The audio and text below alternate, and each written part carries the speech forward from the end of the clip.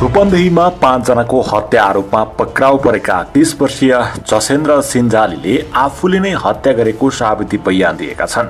प्रहरीसँगको बयानका क्रममा आफूले नै तनाव पाएर साथीहरू सुतेका बेला हत्या गरेको स्वीकार गरेका छन्। प्रदेश नम्बर 5 का प्रहरी प्रमुख डीआईजी रविन्द्र धानुकले सिन्जालीले अभियोग स्वीकार गरेको बताएका छन्। डीआईजी धानुकले भने जसेन्द्रले मदिरा पिएको र तनावका कारण हत्या गरेको स्वीकार गरेका छन्। सुतेका बेला कोदालोको प्रहारबाट उनीहरूको हत्या गरेको उनले बयान दिएको बताएका छन्। साथीहरूको हत्यापछि जसेन्द्रले आफूले मुसा मार्ने विषादी सेवन गरेको समेत खुलेको छ। गैराती रूपन्देहीको तिलथोमा नगरपालिका 10 मैनाहवा स्थित गंगादेवी पशु फार्ममा कार्यरत 5 जनाको हत्या भएको थियो। घटनास्थल नजिकै जसेन्द्र अचेत अवस्थामा फेला परेका थिए। उनलाई अस्पताल लगिएको थियो। उपचारका क्रममा उनले विषादी सेवन गरेको खुलेको थियो। उनलाई होस आइसकेपछि प्रहरीले सोधपुछ गर्दा जसेन्द्रले हत्या अभियोग स्वीकार गरेको डीआईजी धानुकले बताएका छन्। कोदालो प्रहारबाट भएको आक्रमणमा आशिष चौधरी, करण चौधरी, कोशराज मुसहर, माधव मुसहर र जानकी मुसहरको ज्यान गएको थियो। उनीहरूको यति बेला पोस्टमार्टम हुन सकेको छैन। आफन्तले क्षतिपूर्तिको माग गर्दै पोस्टमार्टमका लागि स्वीकृति नदिएपछि सामूहिक हत्या भएका 5 जनाको मङ्गलबार पोस्टमार्टम हुन सकेन। प्रहरीले 5 जनाको शव लुम्बिनी प्रादेशिक अस्पताल बुटवलमा राखेको छ। मृतकका परिवार र आफन्तले घटनास्थलमै क्षतिपूर्तिको माग गर्दै केही समय शव उठाउन अवरोध गरेका थिए। तर स्थानीय जनप्रतिनिधिले क्षतिपूर्तिको व्यवस्था गराउने प्रतिबद्धता जनाएपछि शव उठाइएको थियो। तर ढुक्क हुन सक्ने वातावरण नबनेको भन्दै उनीहरूले शव पोस्टमार्टम रोकेका हुन्। प्रदेश प्रहरीले एसएसपी राजकुमार वैद्यवारको नेतृत्वमा 3 सदस्यीय समिति गठन गरेर अनुसन्धान समेत अगाडि बढाएको छ। पहिलो चरणको अनुसन्धानमा प्रमाण सङ्कलन, सोधपुछ र निगरानीका काम भइरहेको वैद्यवारले बताएका छन्।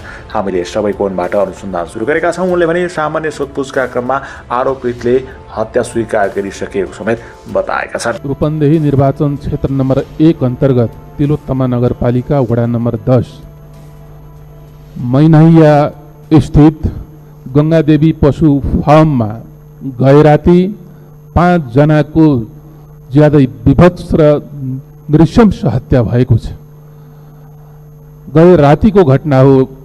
सम्माननीय सभामुख महोदय, जो स्थानीय श्रमिकहरू थिए, कामदारहरू थिए र उक्त गंगादेवी पशु फार्मका उनीहरू मजदुर थिए, उनीहरूको नृशंस हत्या भएको छ र यो नृशंस हत्याले ज्यादै मर्माहत बनाएको छ।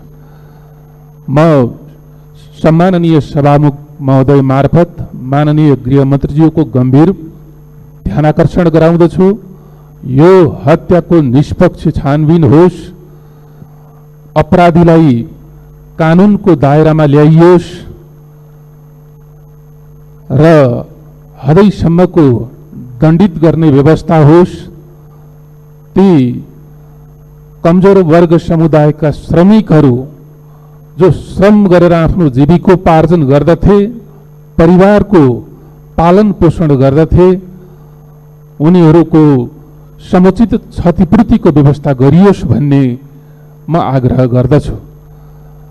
यस दुःखद घटनाबाट ज्यान गुमाउनु भएका ती मृतकहरूप्रति श्रद्धाञ्जली व्यक्त गर्दछु, परिवारजनमा समवेदना प्रकट गर्दछु र फेरि पनि म जोड दिएर भन्न चाहन्छु, आए दिन यस खालका हिंसात्मक घटनाहरूले जसरी तीव्रताका साथ घटिरहेका छन्, यसप्रति गम्भीर ध्यानाकर्षण होस् र यस खालका विभत्स हत्याहरू नहुन् भन्नका निम्ति प्रशासनले विशेष ध्यान पुर्याउन जरुरी छ भन्ने कुरा पनि म जोड दिएर यस सार्वभौम संसदमा राख्न चाहन्छु र फेरि एकपटक यो घटनाप्रति माननीय गृहमन्त्रीज्यूको गम्भीर ध्यानाकर्षण होस् र यसलाई समय बितेपछि होइन, समयमै छानबिनको प्रक्रियालाई तीव्रताका साथ अगाडि बढाउनका निम्ति माग गर्दछु। धन्यवाद। शान्ति, सुरक्षा,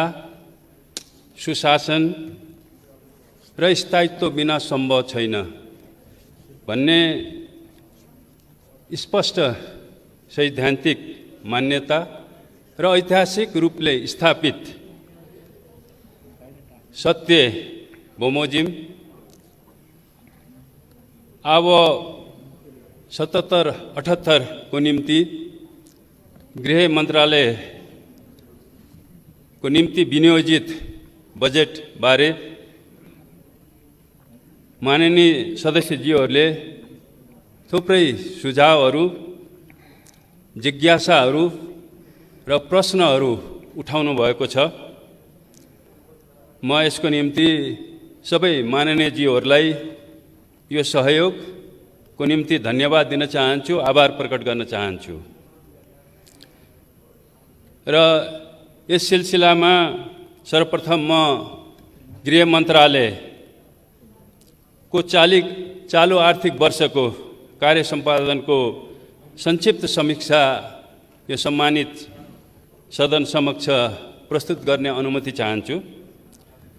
जनताको जीवधन र स्वतन्त्रताको संरक्षण एवं सम्वर्धन गर्न मुलुकमा शान्ति, सुरक्षा र अमन चयन कायम गरी अपराध नियन्त्रण गर्नु, विपद पछिको खोज, उद्धार तथा राहत लगायतका विपद व्यवस्थापन सम्बन्धी कार्य गर्नु, सीमा सुरक्षा, राष्ट्रिय परिचय पत्र तथा पञ्जीकरण, अध्यागमन, कारागार, सामाजिक सुरक्षा कार्यक्रमको कार्यान्वयन तथा द्वन्द्व व्यवस्थापन आदि गृह मन्त्रालयका प्रमुख जिम्मेवारीहरू हुन्। यसका लागि गृह मन्त्रालय र अन्तर्गतका निकायहरू उपलब्ध स्रोत र साधनको अधिकतम उपयोग गर्दै सक्रिय रूपमा कार्यरत रहेका छन्।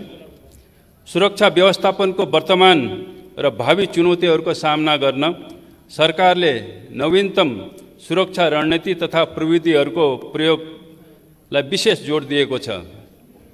चालू आर्थिक वर्षमा नेपाल सरकारको नीति तथा कार्यक्रम र बजेट एवं गृह प्रशासन सुधार कार्ययोजनाको कार्यान्वयन गरी मुलुकको शान्ति, सुरक्षा तथा गृह प्रशासनको सुधार मार्फत विकासको लागि बलियो आधार तयार भएको छ।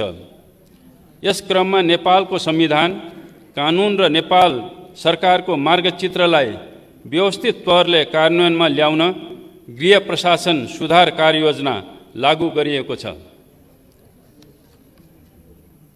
भ्रष्टाचारप्रतिको शून्य सहनशीलता, आर्थिक पारदर्शिता एवं मितव्ययिताको नीतिलाई दृढतापूर्वक अवलम्बन गरिएको छ। संघीयता कार्यान्वयन तथा सुरक्षा व्यवस्थालाई प्रभावकारी बनाउन प्रहरी समायोजनको कार्य अन्तिम चरणमा रहेको छ। हाल विश्वव्यापी महामारीका रूपमा देखा परेको कोभिड-19 को प्रकोपले सिर्जना गरेको चुनौती सामना गर्न गृह मन्त्रालय तथा मातहतका निकायहरू नेपाल सरकारको नीति बमोजिम अग्रपङ्क्तिमा परिचालित भइरहेका छन्। यस क्रममा नेपाल सरकारले लागू गरेको बन्दाबन्दीको नीति कार्यान्वयन गर्न भारत लगायत अन्य देशमा रहेका नागरिकहरूलाई सुरक्षित तरिकाले नेपाल ल्याउन, नेपाल आएका नागरिकलाई गन्तव्यसम्म पुर्याउन, आपूर्ति व्यवस्थापन तथा कालाबजारी नियन्त्रण एवं क्वारेन्टाइन व्यवस्थापनमा स्थानीय प्रशासनले प्रभावकारी भूमिका निर्वाह गरिरहेका छन्। सम्मान्य सभामुख महोदय, अब म विनियोजन विधेयक 2077 माथिको छलफलको क्रममा माननीय सांसदहरूले उठाउनु भएको गृह मन्त्रालय विषयहरू सम्बन्धमा प्रश्न पार्ने अनुमति चाहन्छु। आर्थिक वर्ष 77-78 मा गृह मन्त्रालय र मातहत निकायको कुल बजेट 1,38,62,67,67,00,000 विनियोजन भएको छ, जसमध्ये 2,72,84,00,000 स्थानीय तह तथा बाँकी सङ्घीय सरकारका इकाइहरूबाट परिचालित हुनेछ।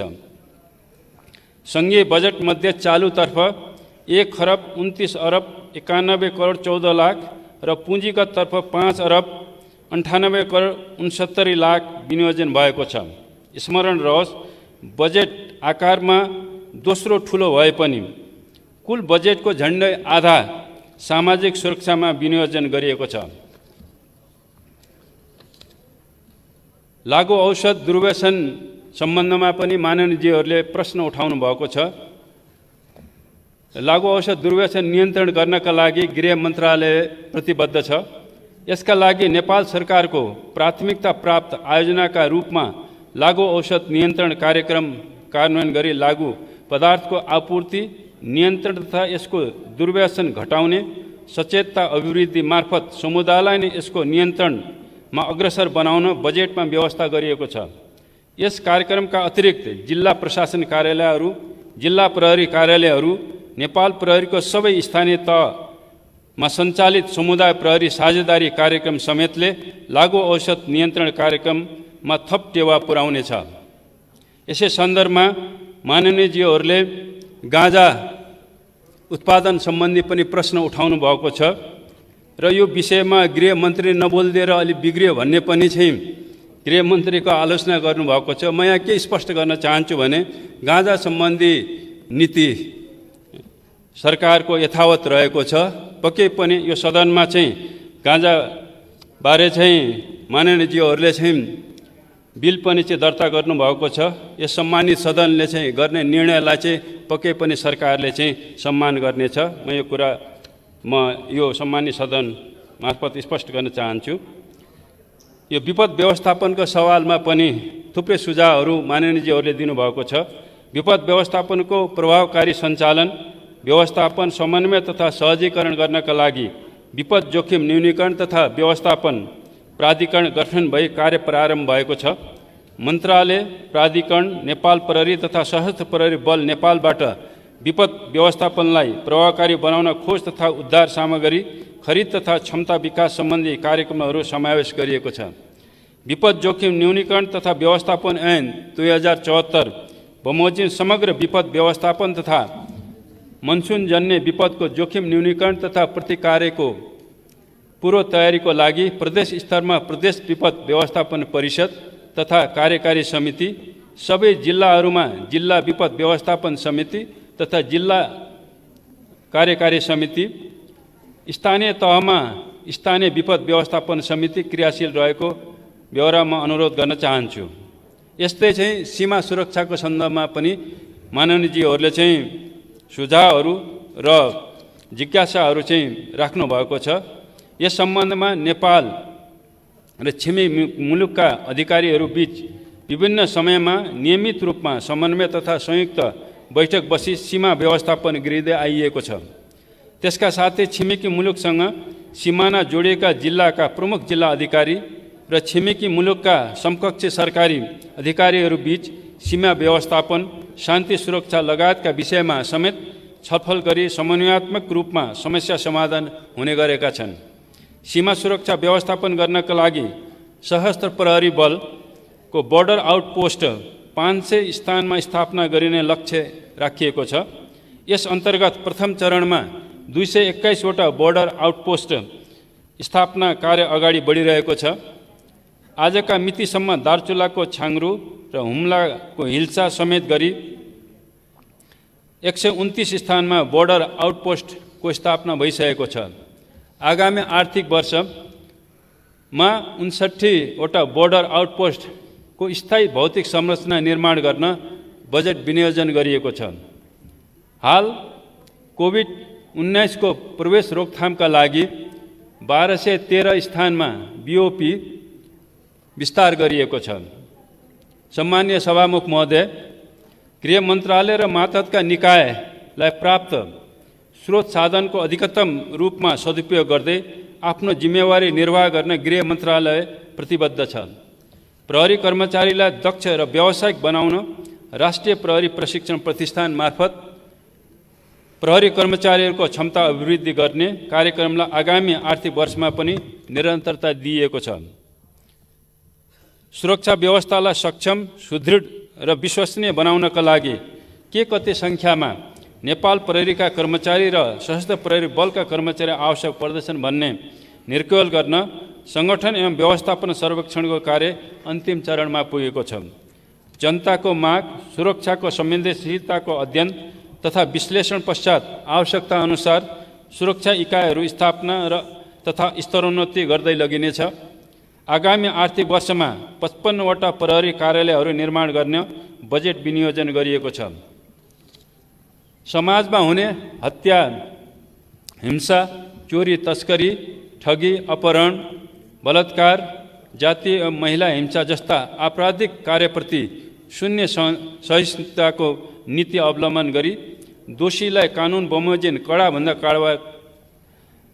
कारवाही गर्न गृह प्रशासन प्रतिबद्ध छ। यस प्रकारका सामाजिक अपराधमा संलग्न जो कोहीलाई पनि कानुन बमोजिम बिना पूर्वाग्रह र निष्पक्ष रूपमा कारवाहीको दायरामा ल्याउन गृह मन्त्रालय मातहतका अधिकारीहरूलाई स्पष्ट निर्देशन दिएको र कहीँ कसैबाट राजनीतिक वा आर्थिक प्रभावमा परि कर्तव्य पालनमा कहीँ कतै कमजोरी भएको पाइएमा कानुन बमोजिम कारवाही गरिने बेहोरा समेत यस सम्मानित व्यवस्थापिका संसदमा समक्ष स्पष्ट गर्न चाहन्छु। अपराध अनुसन्धान र नियन्त्रणमा सुरक्षा निकाय मूलभूत रूपमा सफल रहेको तथ्य स्पष्ट नै छ। बाँकी कतिपय घटनाहरूको पनि अनुसन्धान र दोषीहरूलाई कानुनको कठघरामा ल्याउन सुरक्षा निकाय निश्चय पनि ढिलो चाँडो सफल हुने कुरा म सम्मानित सदनलाई विश्वस्त पार्न चाहन्छु। आगामी आर्थिक वर्षमा शान्ति सुरक्षा र अपराध नियन्त्रण गर्न समुदाय प्रहरी साझेदारी कार्यक्रम, काठमाडौँ उपत्यकामा CCTV जडान, क्यानल फिटेड भेहिकल खरिद, डिजिटल फोरेन्सिक ल्याब स्तर वृद्धिका कार्यक्रमहरू रहेका छन्। सम्मान्य सभामुख महोदय, कारागार सम्बन्धमा पनि चाहिँ प्रश्नहरू माननीयजीहरूले उठाउनु भएको छ। कारागारलाई क्रमशः सुधार गृहको रूपमा रूपान्तरण तथा कारागार व्यवस्थापन सुधार गर्न यस मन्त्रालयले आवश्यक कार्य गरिरहेको छ।